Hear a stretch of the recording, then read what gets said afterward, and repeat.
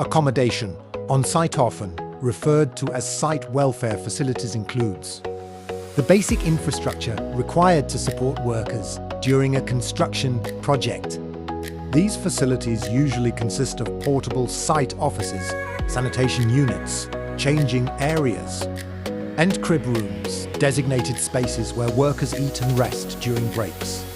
On large or remote projects, additional facilities may include temporary accommodation, camps, medical rooms, and storage lockers.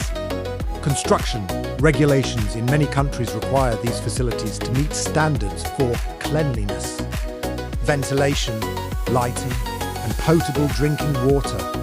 Toilets must be maintained hygienically, and eating areas must be separated from hazardous work zones. Beyond compliance, proper site accommodation plays a crucial role in worker well-being and productivity. Comfortable and hygienic welfare facilities help reduce fatigue, improve morale, and support a safer working environment over the duration of the project.